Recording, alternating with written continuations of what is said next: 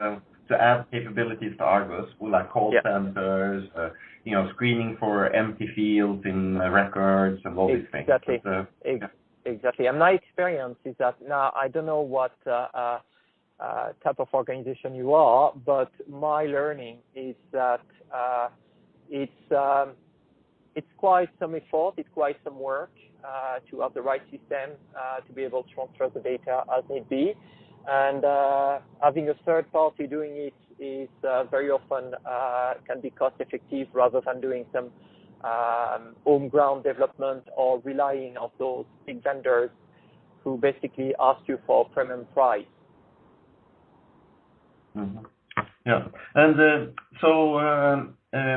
if we take all the pharma companies that you are aware of, how many are still on R2 versus have R3 as their core database? Good question. The majority will claim, and rightly so, that they do have R3 environment available, but many will not tell you that they still have some R2 and still transferring a lot of data. So to my understanding, CROs and pharmacovigilance vendors are much better structured, and many of them are already R3 compliant, and many big pharma are still on the process to get a more better harmonized environment. Many are not there yet. So 9 out of 10 of the pharma companies are still on R2 basically. I would say 7 of the majority of the database is still on R2. Oh, yeah. And only new molecules. It's only Japan, right? That where it's imminent, where R3 is needed. Exactly. And so when they've got new molecules, new projects, they are automatically on R3, or they might be automatically on R3, which is their way to say we are R3 compliant. But a lot of legacy studies and the old clinical trials very often are still in R2 or still transitioning, because if they're big, then it's a lot of data. Mm-hmm. Yeah, and so will companies then transfer all data to R3, or will they have maintain 2 systems? Ultimately, they don't want to maintain 2 systems. And I can talk by the couple of experience I've got. So everything's going to be transferred into R3 for compliance reasons. And that's something which is being done by, as far as I'm aware, all the companies I've been in contact with. Okay.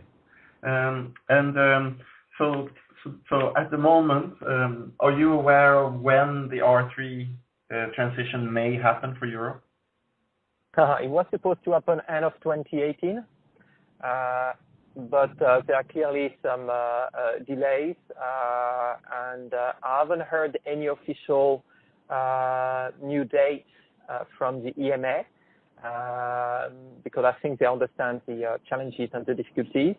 But I believe they're going to talk about first semester 2019.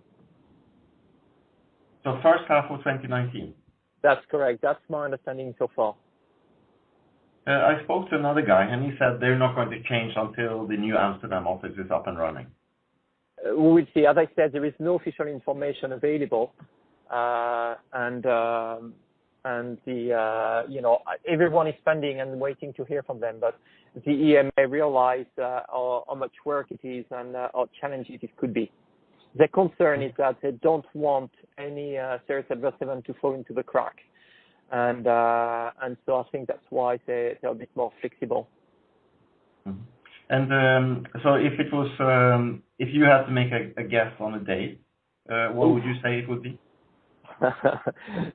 That's a 1 million question. As I said, I would say mid-2019, but let's wait and see. And if you were the EMA, what would you do? That's what I would do. Yeah, that's what I would do. Yeah, at some point in time, I think they're going to have to make some significant pressure on the different companies. I won't